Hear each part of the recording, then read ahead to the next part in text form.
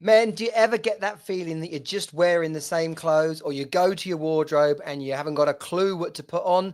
Well, in today's episode, I'm joined by Nick Hems, and we're going to fix all of you. And to be fair, we're probably going to fix me first. So without further ado, let's roll theme.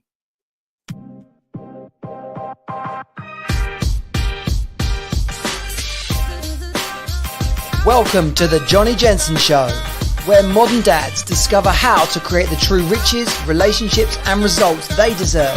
Get your High Value Man blueprint and join our community at highvaluemanproject.com. Let's go. Nick, how are you doing? Good to have you on the Johnny Jensen Show. Yeah, I'm good, Johnny. How are you? I'm very well, thank you. Very well. Nick and I cross paths on LinkedIn, as I increasingly seem to do, and we've chit-chatted about High Value Man. And Nick has been doing some of your posts on LinkedIn have been getting some good traction recently with your Chat GPT kind of comparisons, and it's really awkward because I'm like, oh yeah, I'm definitely the one with the shit outfit on. But it's comfy. What did I say? It's a combination of comfy, easy, and sometimes I put like slightly, let's just say, wilder stuff on, and I feel like I look a bit of a dick. So we'll dig into all of that. But introduce yourself. Let us know who you are and how you come to be this men's stylist. Yeah, hello. Yeah, thanks for that. So yeah, I'm essentially a men's personal stylist, image coach. I help men with their wardrobes. Just generally, if it's got something to do with appearance, personal brand, that's me. So it's not necessarily helping men that really struggle or don't have a clue. There is a bit of that in there as well, but it's also helping men that where appearance is really important to them. They may already look good, um, they may already know how to dress, but effectively sometimes you just don't have the time. So a lot of people don't have the time, and they use me because I help make their lives more efficient, get things done, and it's all about gaining that in today's society, that extra 1 or 2%, isn't it? So that's what I help men with. Yeah, literally showing up basically and making an impression. How, Absolutely. how did you get into it? I mean, what's do you just you the lad that always dressed smart when he was a teenager? I can think of a couple of mates of mine who are like, okay, yeah, they always, they were up in London buying the flipping Gucci loafers and I forget whatever else, Dolce and Gabbana stuff. And Do bearing you in know mind, what? I'm 51, right? So they were. Do you remember there was that section in Harrods? It was like all the cool stuff in there. So there was a particular section in Harrods, and then Yeah, I remember shopping in Harrods when I was young. Like when I could afford to get one thing, yeah, maybe. I kind of guess it all started out. I was never that kind of like really cool kid that always dressed really well. If anything, like I'd save my money, wait for it to go on sale, buy it then. Um, I liked kind of like standout pieces, so maybe slightly over the top. But what I was doing was trying to find an identity when I was younger.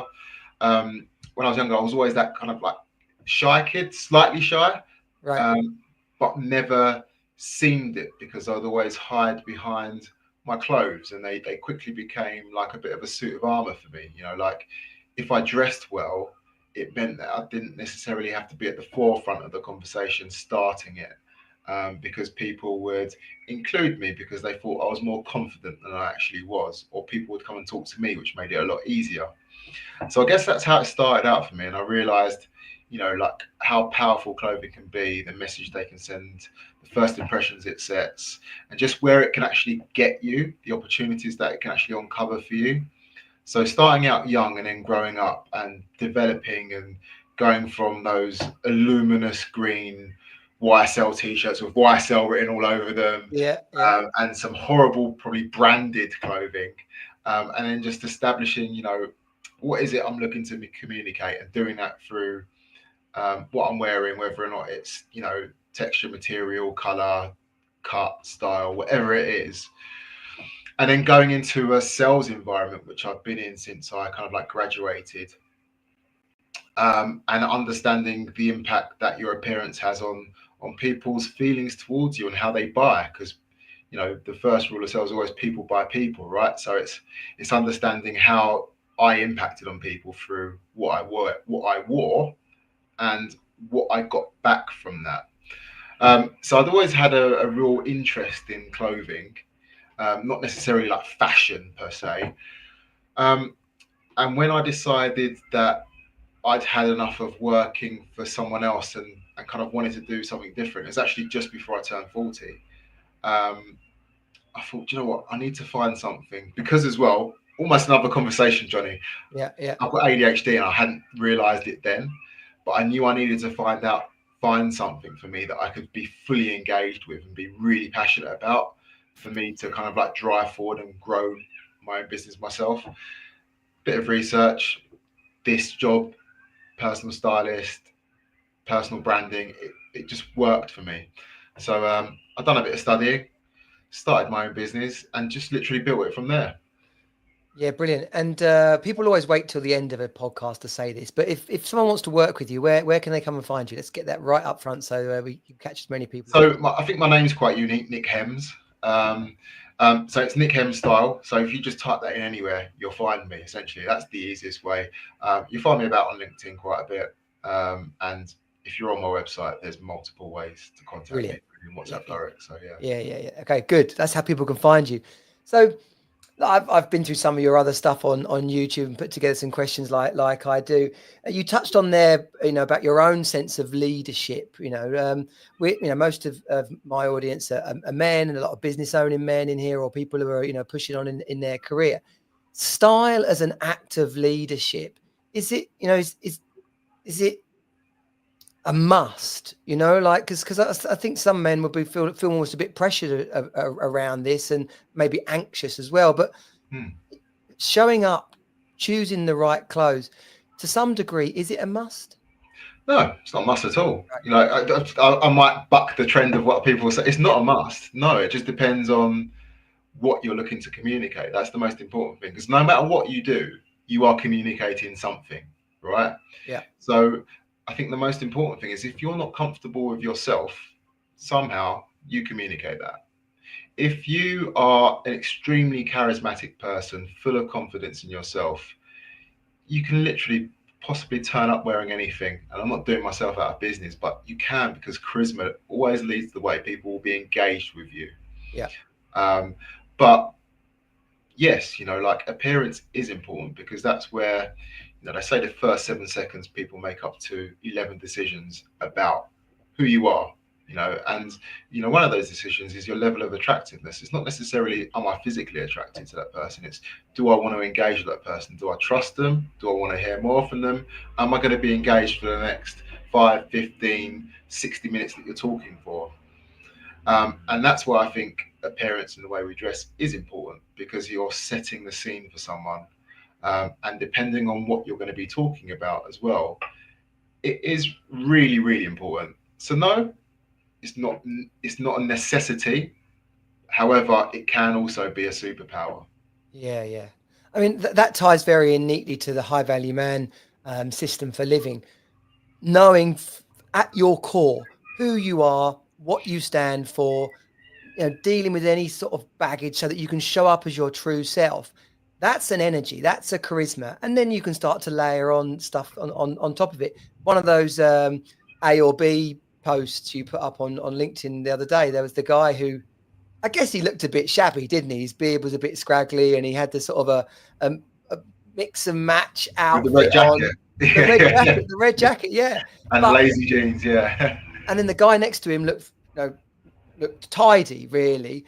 But and I gave my comment first, and then I read some of the other ones. I picked the shabby looking guy because it just looked like he had a story to tell. He looked like he had the character to wear other stuff, where the other guy looked a bit stiff, really. Yeah, that was really interesting actually. Like picking between a guy that looked maybe slightly scruffy, his clothes fit him well, but he looked lived in. He looked like he had a life, and Yeah, interesting, and maybe quite charismatic. Whereas the other guy dressed impeccably well, but for some people he was the safe and boring option. Looks like he was going to sell you something. A lot of people yeah, wrote, whereas other people thought he looks professional. He looks like the kind of guy that has got his stuff together, and I'll talk to him. Whereas a lot of people are like, no way, I want to talk to the guy that seems interesting, like, you know, he's That was lived a little me, bit. yeah. And that's me. I pick out that kind of person. I'm like, I'm going to get something different from this person, you know. But it's interesting the way that we all view things and like where we're drawn. And that was just that point, really. It's like, what are we drawn towards and why? And it's trying to get people to think about appearance and like, what do you do? How look at how you're dressed and what you're doing, and what kind of a person are you appealing to when you're out. Yeah, yeah. So let's sort of get into some of the things that men can like have a look at themselves for. What are some of the common style sins that men don't even realize they're making? Biggest style sins fit, without a shadow of a doubt. It's getting clothes that fit you. And if you look at, I'd say 9 out of 10 people are wearing trousers that don't fit them properly. Suit jackets is another massive one. It's that kind of like visibility from the outside, you know, like if especially now we're in the summer, a lot of people are wearing kind of like relaxed suit jackets, jeans, chinos, or whatever, and they just don't fit properly. They're too long. The waist doesn't fit them, so they have to wear a belt. I always think it's good to buy trousers where you don't actually need to wear a belt, um, but that's kind of like an accessory essentially. It's not needed to hold them up. Um, because people are too stuck into what size am I? I'm a 34 waist and a 32 length. So they buy it, but they buy it without ensuring that it actually fits them, and that it's cut to the right size. And a lot of people don't realize that alterations exist. It's like, I'll buy the size, it doesn't quite fit, but it's close enough, so I'll wear it. Yeah, So I yeah. think that's the biggest sin. And you know, having jacket sleeves that are too long for you, so it's starting to cup over into your hands, and the shoulders are too big. It's just knocking proportions out, and it's doing you an injustice essentially. Yeah, absolutely. I mean, there's a tailor in Maidstone where I live. He's been there years, and I don't know what nationality he is, but he's got a little sort of bit of, I don't know, little sort of not Asian-y like brown, like more like Korean sort of look to him basically, and he's amazing. And yeah, I go and get my trousers hemmed, or I get the waist taken in. Unfortunately, I had a bunch of suits made smaller when I was Uh, after my divorce, when there was nothing of me. I was like, I got to get these suits sorted out.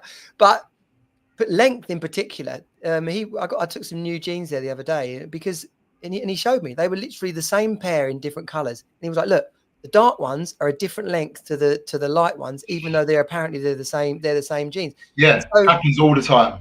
yeah, Even if you go to like top end brands, even if you buy a pair of trousers, they're, as I said, 34 waist, 32 length.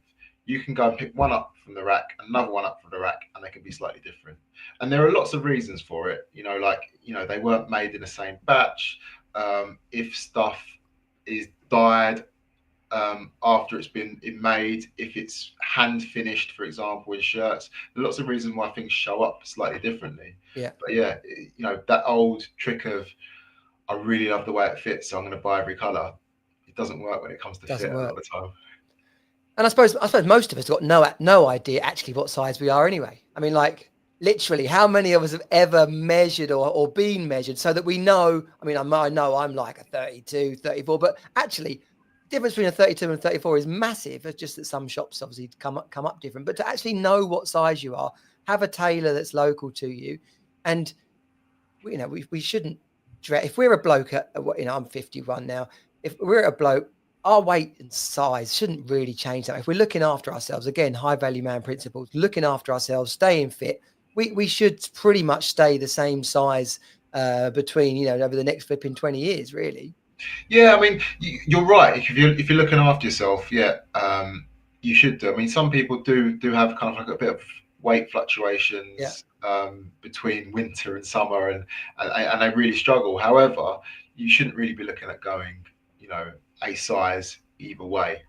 yeah, And a lot of clothing can actually cater for a little bit of change either side, especially if you're getting well tailored stuff. But really, a tailor alteration specialist should be that kind of like secret weapon that everyone has. Everyone knows somewhere they can go, where there's somewhere they can trust, and they can buy clothes and just take them there and have them altered. Because like, it's just a number at the end of the day. You know, a size 34, 32 waist isn't always really that. And I went shopping with a guy last week, and he went between a small and a large in some places, Yeah. and a 32 and a 34 waist. And like sometimes it's the template, it's the cut of the designer. Sometimes they come up smaller, sometimes they come up larger. So trying to nail yourself down to say I am a large and a 32 waist, you're not. You can be many different things in many different brands. So it's about adjusting the way you think, Yeah. trying stuff on, and looking at yourself properly in the mirror first before you buy them. And on that whole kind of buying subject, how does a man manage his wardrobe so that he's constantly adding to it? I mean, because it occurs to me, like, probably, other than the fact that I quite like a lot of my t-shirts, I probably should just chuck away my whole wardrobe, right? and go and start again. But none of us have got like 3 grand sat there waiting to do that. So how does a man manage his wardrobe so he's not stuck wearing the same thing, but not, but also not always out shopping looking for new stuff? I think if I was going to answer that question like strategically, I'd say have a look in your wardrobe right now, or not right now, when you've got some time to devote Yeah. to it, and you've got a couple of hours, and you can say, right, I'm going to look at what's in my wardrobe. What do I wear? What do I not wear currently? And what am I never going to wear? Just get rid of the stuff that you're never going to wear. Too many times I see people looking in their wardrobes, and I come along and they say, "Oh no, I haven't worn that for a couple of years. That's too small for me. That's too big for me. When I lose weight, I'm gonna get back into that." That stuff that's at the forefront of your wardrobe when you kind of like open a door in the morning. Sometimes it's taunting you. If you've not got into it for 2 years and you have to look at it every time you're making a decision about what you're gonna wear today, it's not making you feel great. It's making you think, "Oh, I was smaller once and I'm not now, and I don't feel great about that. So I have to wear these ones here." Yeah. So I think the key thing is to understand what works for you now, what are your outfits, and have them available to you in the morning. If it's something where realistically you are going to get back into it because you're on a diet and you know what you're doing, you're living by, as you said, the high value man principles, right? Then just put it somewhere that's out of sight. Fold it up, put it in a box, put it in a wardrobe where you're not going to see it all the time, and then bring it out when the time's right. But just have the stuff that you wear and get rid of the stuff you're never going to wear. And when you would just admit it to yourself, it doesn't matter that you paid loads of money for it 3 years ago and you haven't worn it. Move it on. You can take it to a charity shop, you can sell it online. Just have stuff that works for you. Then you'll feel a lot better about yourself in the mornings as well when it comes to getting ready. And it takes that narrows that decision making process, decision fatigue down as well.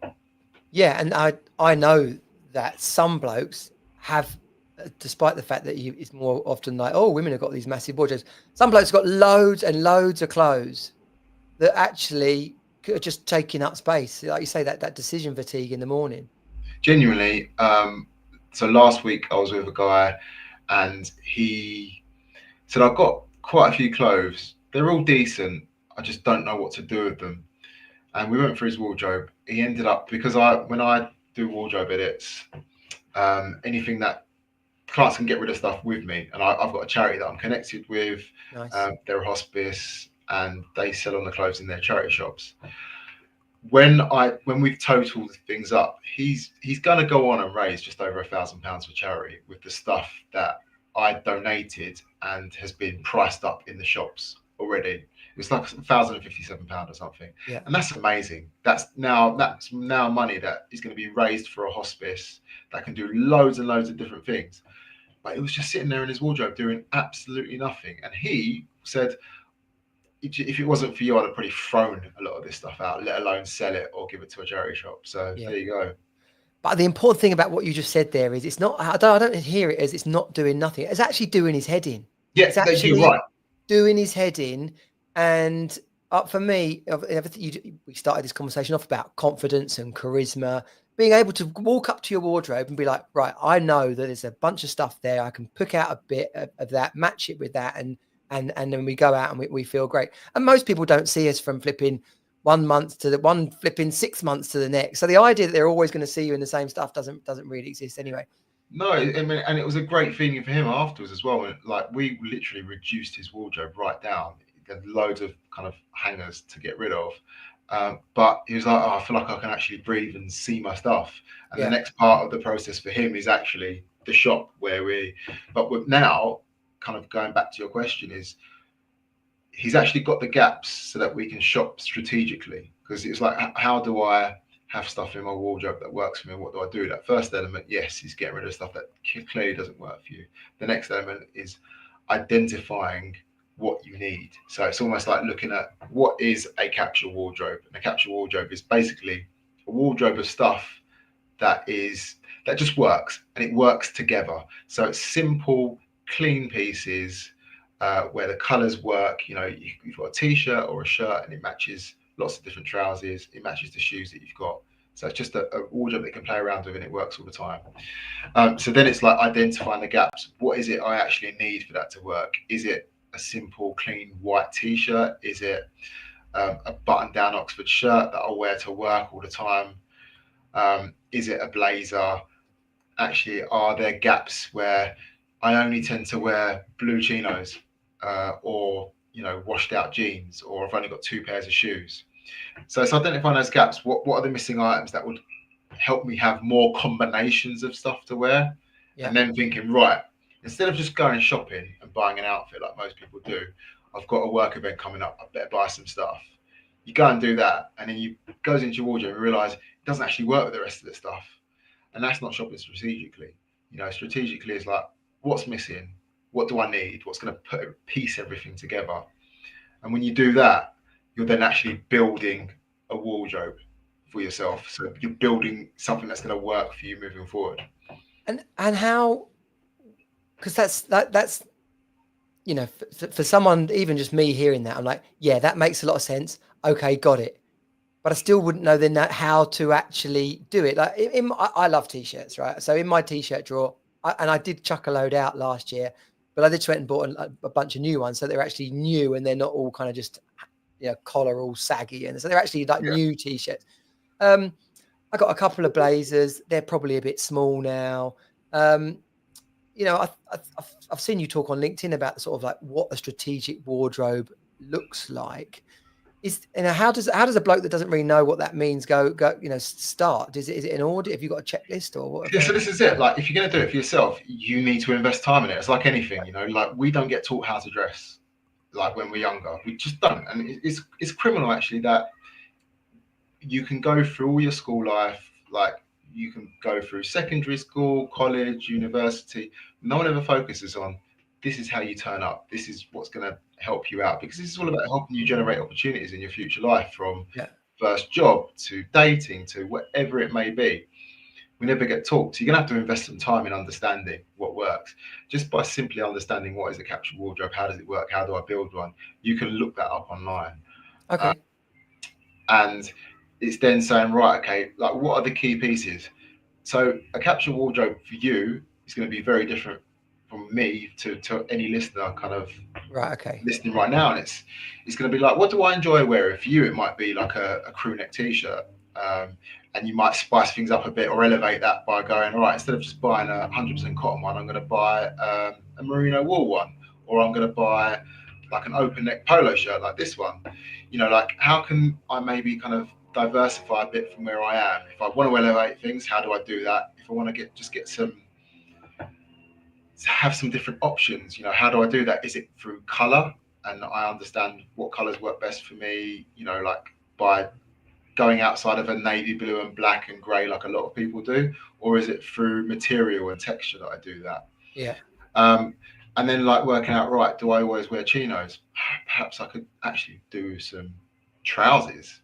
And what does that look like? What colours should I buy? Like there are some colours that just work really easily and go with most stuff, like navy blue, olive, off-white, cream, black.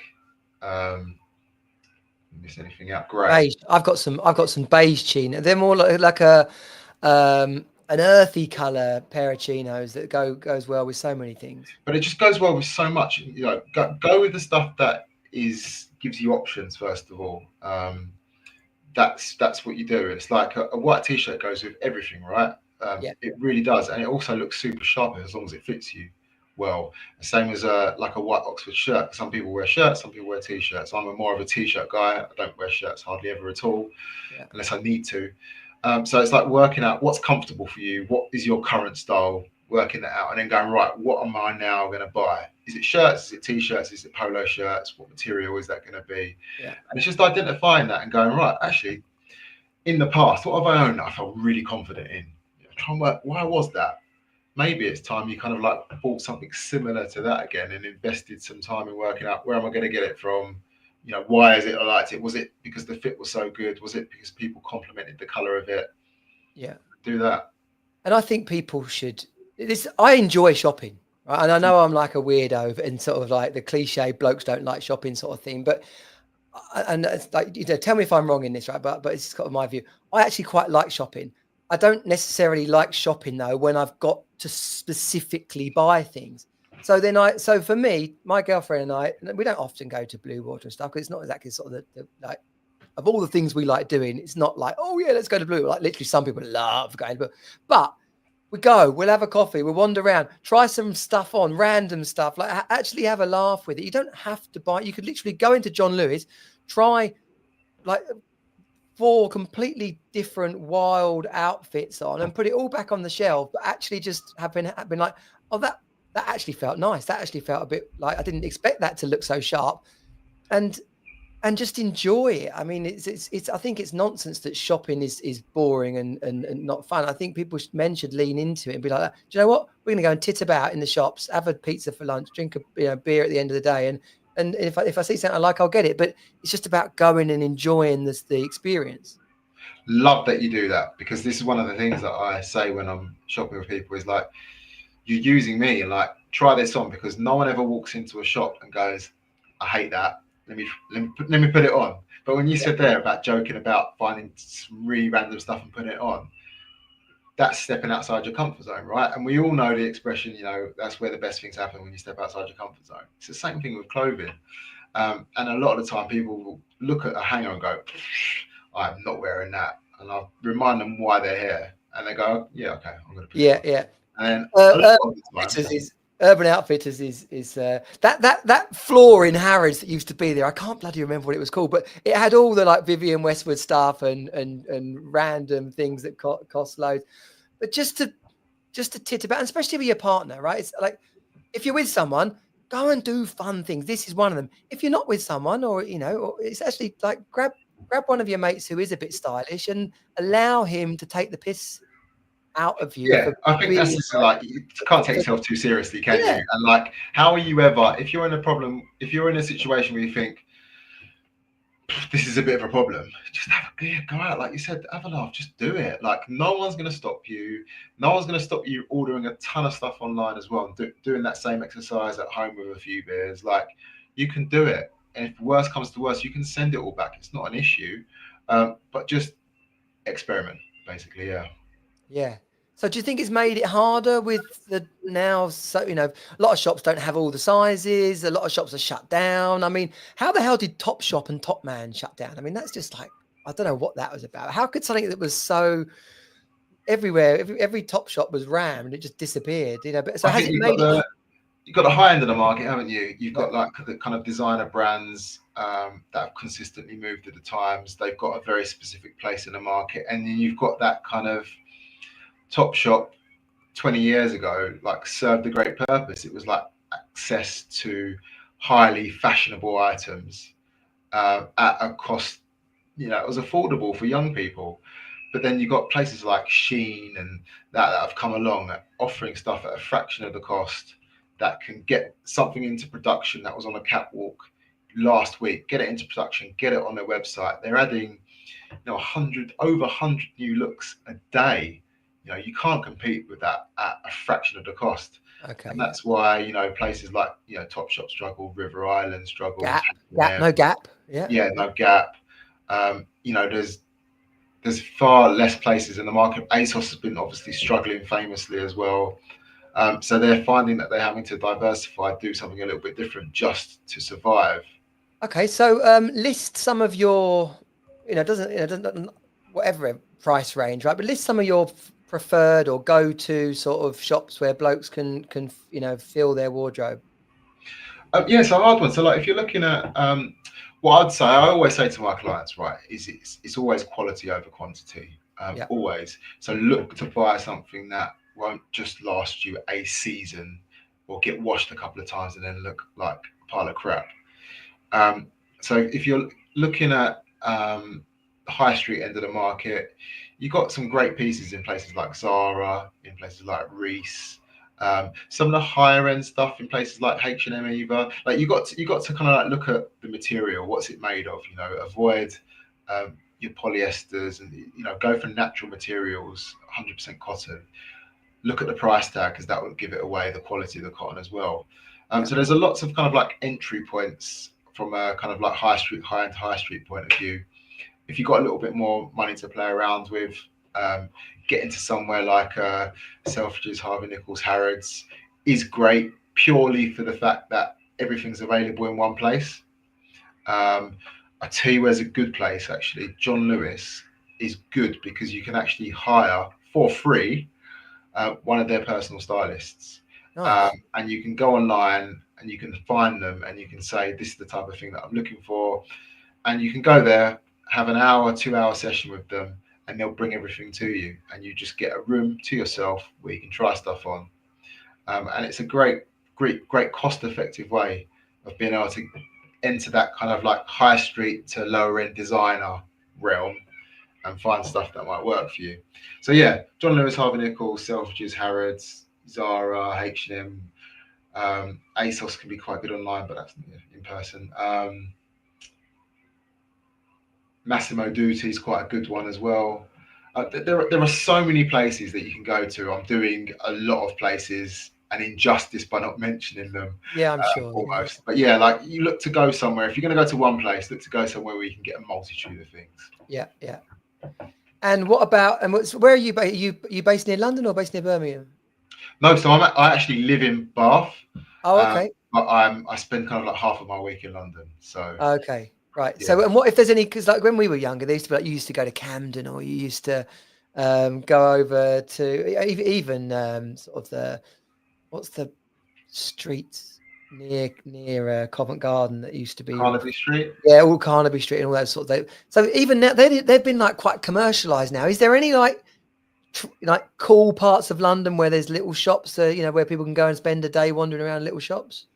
Yeah, like so if you go to the kind of like old East End, where I'm just trying to think, where do I independent shops? Old East End has got a lot of kind of like cooler independent shops. Um, do you know what? It depends on how much money you got to spend. Because I Yeah, always say, like, I actually don't like particularly going to places like Selfridges, Harrods. Like, I look at everything through a customer's eyes, and sometimes going shopping there can be quite overwhelming because you're hit by everything in the face, all these colors, all these brands. Like, this is really mega expensive. This is like a bit more cost effective. Then you're hit by all these scents and fragrances, yeah, and it can be like a really overwhelming experience for a lot of people. So going to a high street can be a lot more accessible and easier. I love shopping in Marylebone High Street, great place. Even though it's just behind Oxford Street, it's just so much more of a chilled out environment. So you've got like Chiltern Street, Marylebone High Street, all around there is like a really nice shopping area, away from the kind of like typical tourists. yeah, yeah. And of course, when people come with you, you take them around those places. If as to the degree that it suits the individual client, you're able to take them Yeah, to. when someone uses my services, obviously we have a consultation. They fill in a questionnaire. I work out where's the best place for them. They don't essentially do the shopping. I do it all for them. They turn Yeah, up, everything's there for them. So wherever I go with them, it's in a change room. It's in a private shopping suite. It's just about then working through the options and putting things together and understanding. And that's where a lot of the education comes in because we can play around with fit and different items and different colours. yeah, yeah.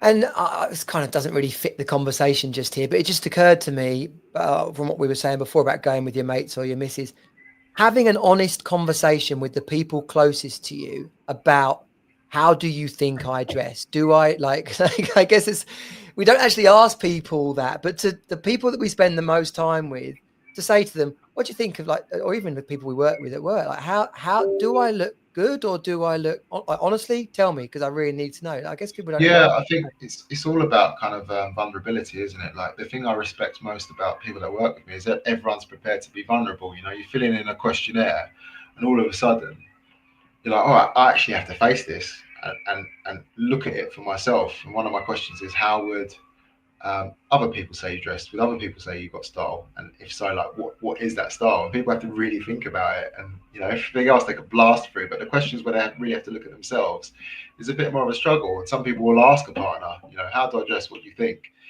And I think that's really important, just to kind of get that standpoint of like, what do other people think? Because some people will dress really well and think, oh, I really struggle. But then other people tell them, well, you always look smart and really presentable. Um, and other people might say, well, you kind of just like, you don't make too much of an effort and you don't really care. But I Yeah. thought that was just kind of like how you went, what you went for. They're like, oh my gosh, no, I really need to sort this out. So yeah, it is about being prepared to be vulnerable and just getting people to be honest with you as well. Yeah. And that point you made before about materials, I can imagine, and I even know it myself. Being comfortable matters a lot to me. You mentioned ADHD at the beginning, right? I've got stuff like that going on. I can't bear things that are itchy, or I can't bear things that are too tight on my feet. It just drives me insane. People then stick with what they know, but actually going back to the making this about the point about money is that a cheap pair of shoes, unfortunately, won't fit that well. And whilst you might not want to drop 150 quid on a pair of shoes, experiencing what a pair of shoes of that cost feels like suddenly makes you go, oh, actually, I could wear shoes to work every day, or I could wear a blazer. I think it's important for people to realize that you're not just dropping a big expensive amount on something because No, it's a designer. It's actually going to feel comfortable to put makes a it on, difference which to is your why you're life. going to wear it. Yeah. Yeah, it makes a difference to your life and how you feel every day. Because shoes is quite a good one actually. Because no matter how much money some people have got, they just think, I'll just buy a pair of shoes, and they're a pair of shoes, right? You know, like when they wear out, I'll get a new ones. But when you introduce people to shoes that are higher end shoes, quality. So I always talk about quality and cost per wear. That's my thing. You know, it's not about how much something costs. It's about cost per wear, because that's what makes sense more than saying one pair of shoes is £300, another pair of shoes is £100. What are you going to get out of it? And comfort is so key, because if you can then suddenly work out, actually, I can wear these and they're really comfortable, so it makes my feet sweat less, which means I feel comfortable walking more. I feel comfortable in them, and I can go to a meeting at the end of the day and feel great still. And if I'm walking 5,000, 10,000 steps a day, I still feel energized when I get home. And a lot of the time, that could be the difference. So they can make such a massive difference to your life. I always compare shoes to like buying, you wouldn't want to buy part worn tires for your car if you've got a decent car. Who Yeah. does that, right? So why buy cheap footwear? That's the only thing separating us from the ground and walking on the pavement. You know, a lot of the time footwear is worse for you than just having bare feet and walking around all day. You might as well do that, be more Yeah. comfortable. So footwear is so important. Oh yeah, totally. I mean, the width of people's feet. You buy lower end shoes, and and you've got wide feet. You're screwed basically because Yeah, those most people those don't feet are. realise you can Yeah, buy shoes in a standard width of shoes as an F. A lot of people have wider feet and they go, oh, I struggle, so I've got wide feet. Well, buy a G, but that's not a common thing that's out there. Said we're not educated on clothes when yeah, we're younger. You can buy shoes that are a G width and they will cater for you. And a lot of the time, people go, oh, I never knew that. I've got yeah. some shoes that are a G width, and they're like, oh my gosh, these are Praise the Lord. yeah. But literally for 40 years, they've been going wearing standard shoes and just thinking, oh, well, they got like plantar fasciitis, or, like where, you know, Yeah, flat They've feet. got kind of Yeah, that lowered arch, like, yeah, and so you need the right width shoe. You need shoes that support you. People still buying crap trainers or shoes that just are making the situation worse for themselves, or they're getting bunions, or whatever it could be. So again, comes back to understanding, taking a moment to educate yourself about it, and stop thinking it's something that, oh, I can't be bothered to look at that. It's not important. Who cares about appearance? It's about me, and people don't judge a book by its cover, and all that kind of stuff that people say to themselves. Invest in how you look, because it's an investment more in how you look. It's about how you feel about yourself as well, and just be comfortable, yeah. basically. That's so important.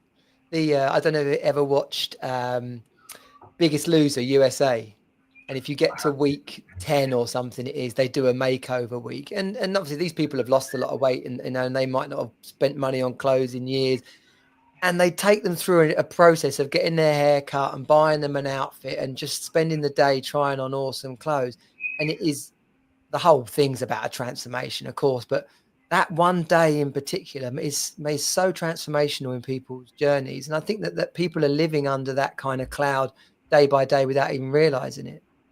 Yeah, and it can be like say Biggest Loser, like it's a very emotional thing when people can actually connect with what they're wearing again. Because some people hide behind a mask if they don't care, but actually, for someone that doesn't care and they put on some clothes that fit them and make them look really good, all of a sudden they care, because it's Yeah. like, wow, I didn't realize that I could look like this. And then they care because they want to repeat that feeling again, obviously daily if you can, Yeah, right? totally. So yeah, it matters. Okay, so let's wrap this up, right? So this is some of the things I've taken from it.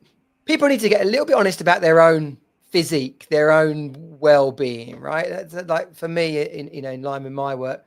Let's make sure.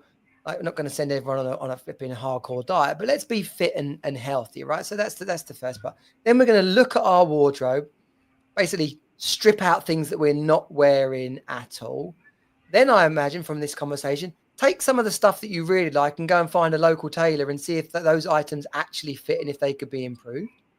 Yeah, absolutely. Um, then hopefully we're going to see some gaps in that wardrobe. We can look up online what did you call it, a signature wardrobe, or what did you call it, a Oh, sorry, capsule wardrobe. capture wardrobe, so people can search up capture wardrobe and spot those gaps. Maybe splash out on a couple of really decent items like that nice pair of shoes or a blazer that you could wear with a lot of, dress it up, dress it down, and really enjoy it. Um, and go shopping and have some fun. Ask the people around you some honest questions about what you think about your style. What in terms of your wrap up, Nick? What would you say to people who are feeling lacking in confidence about their wardrobe, but wanting to do something about it? I think I think being honest with what you've got, like we talked about, looking at your wardrobe and just getting to grips with what you've got, and what it is you can do. Working with what you've got, because a lot of people don't have an unlimited budget to go Yep. out and buy clothes. So it's working strategically. So it said, like, a lot of this is being smart with your consumption, right? Like, so you go back to kind of like what you do, smart with your consumption in terms of what you put in your body, but smart in consumption in terms of like what you buy and why you buy it. So I say a lot of the time, people judge us. First impressions are so important, right? So let's have a look at what you're wearing, outerwear, what you're wearing on the outside, what do people see most.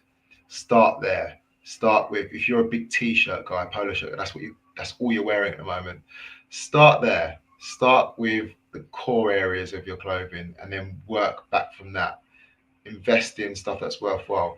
But if you're investing, it's also then about maintenance. So understanding, is this dry clean only? How do I wash it? Do I wash it 30 degrees? How do I treat my stuff when it comes out of the washing machine? How do I treat it when I'm wearing it? Should I be taking it off when I get home? Like it's really looking at like how you treat your clothing when you wear it, because that's going to be massive in terms of like when you're going to have to buy it again, how much money I'm going to have to spend on it, kind of like moving forward, and that can make all the difference as well. So it's like working within comfortable parameters for you to kind of Yeah. you to carry on. No, I love that because Do you know what? We're turning it into a thing. People, a lot of blokes, right? Women as well, but a lot of blokes will be like, oh, well, I don't really know. I've got nothing. I'm interested. I'm not really there. They don't really have a hobby, right? And yet there's things around us. Like, get interested in what you wear. Actually make it something you've got some passion about. Yeah, and I think I've turned so many people around from saying, I just don't care. And the reason why they work with me is this efficiency model. They don't have the time. So they need a new wardrobe. They know I can basically sort them out of that in a day. Yeah. And then it will take them years to do that. I forgot my point, but I think what I'm going to is looking at how can you be more efficient with what you're doing. And I think, here I've retracts now. It's got it. It's back in the room. Back in the room.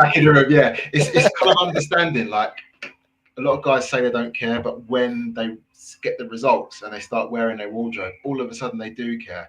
And the reason why they care a lot of the time, and people come back to me, is they start getting comments from people saying, "Oh, like, what's happened to you? Yeah, that looks really nice." Or they go away somewhere and a stranger comments on it, and all of a sudden, wow, like, what a feeling of being kind of like ignored all the time. No one's anything. Someone says something about what you're wearing, and it's a great feeling. And then you'll start getting different results. And trust me, when you care about what you look like and how you appear and the clothes you're wearing, and I'm not talking about brands here, I'm just talking about your appearance and what you wear, you will notice different opportunities will crop up in your life.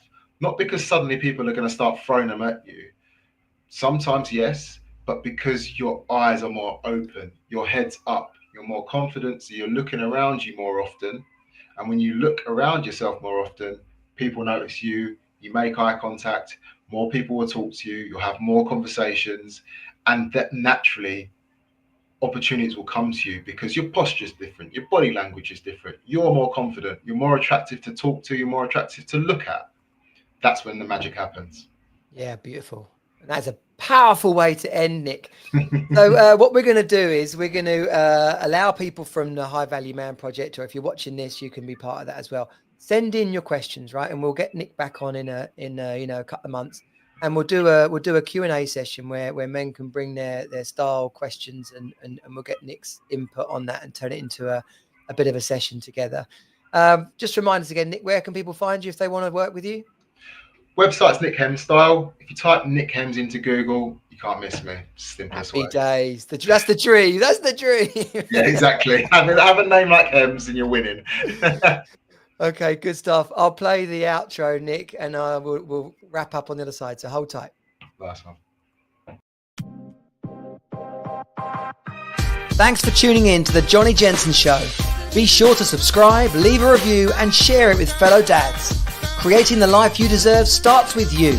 Get your High Value Man blueprint and join our community of motivated modern dads at highvaluemanproject.com. Let's go.